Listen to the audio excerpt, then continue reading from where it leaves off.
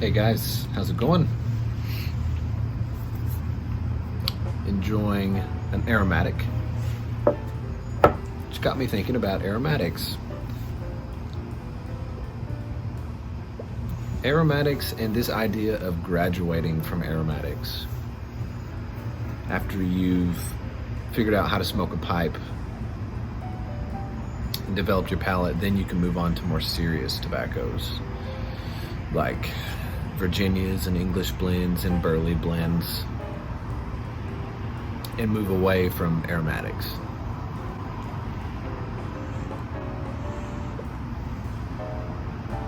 So I think that's crazy, if you haven't figured out by my sarcasm. In fact, in some ways, I think it makes more sense to graduate to aromatics rather than starting with them. To talk in broad generalizations, aromatics generally smoke fairly hot. And the first issue that new pipe smokers come up against is tongue bite. Even old pipe smokers struggle with that some, but when you're first learning how to smoke a pipe, keeping the pipe cool is very important. Aromatics generally smoke hotter.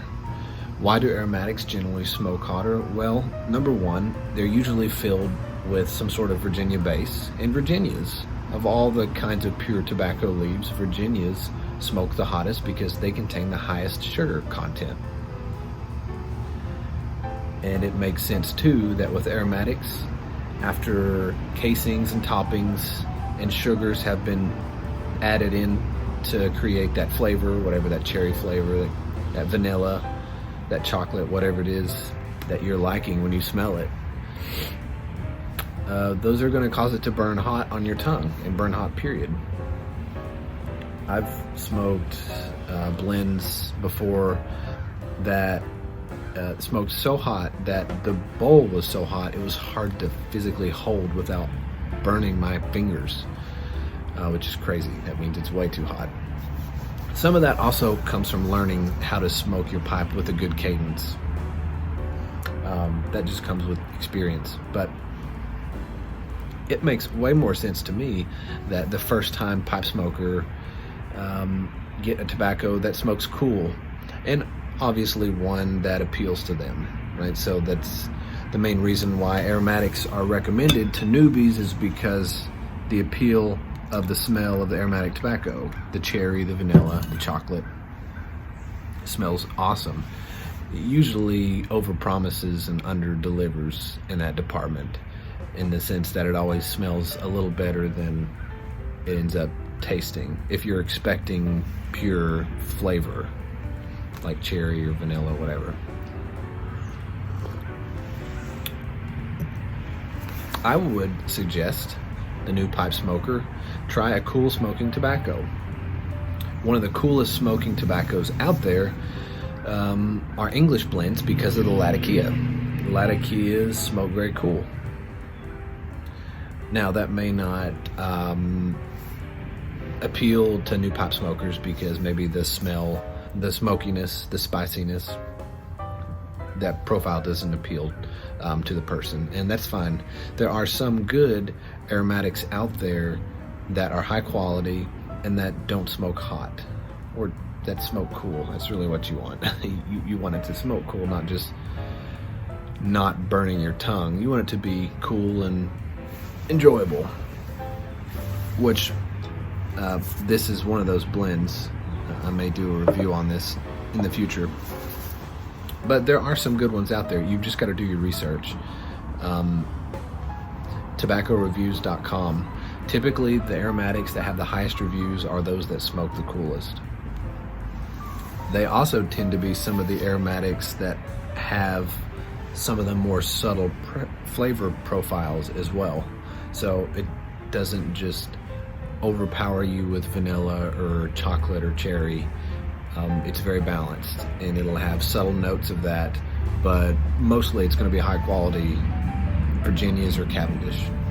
So the idea of graduating to aromatics, I think, is crazy, because it assumes that aromatics are only for newbies, and it also assumes that it's going to be easiest for the newbies to get started on, and finally, it assumes that seasoned pipe smokers can't enjoy aromatics, which is crazy. I mean, you can enjoy whatever you want, and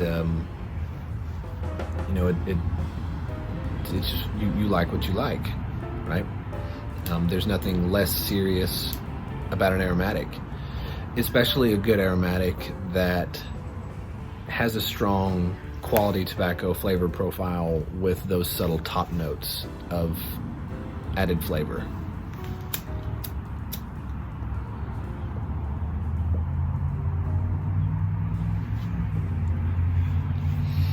An entirely separate issue, which I'll touch on quickly here, so that the video doesn't get too long. An entirely separate issue is that typically when newbies go into their local brick and mortar shop for the first time and ask the guy behind the counter what he recommends, he's usually going to steer that person to an aromatic blend, and it's usually going to be a house blend.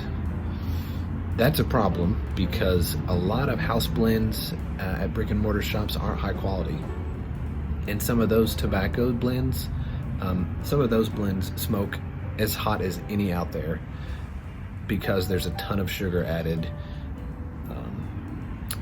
So those are things to keep in mind if you're a newbie and you're planning on diving in and you're gonna just go by the opinion of your local shop owner, who, by the way, may not even smoke a pipe. He might be a cigar smoker or just a cigarette smoker. So those are things to keep in mind. That's not to say that local brick and mortar shops can't have high quality aromatic blends. They can. I'm just going out on a limb here, and correct me if you have one of the shops out there that has really high quality aromatic offerings, because I've gone to a couple of different ones and I've tried a couple of different house blends, and it's all kind of been the same story. They've been really hot. Now, if you're good enough, you can smoke those blends comfortably, but even a seasoned pipe smoker who smokes with a good slow cadence can't out finesse hot tobacco. So, graduating from aromatics, no, I don't think so. I think that's crazy. I say smoke what you like, whatever it is. Have a good one.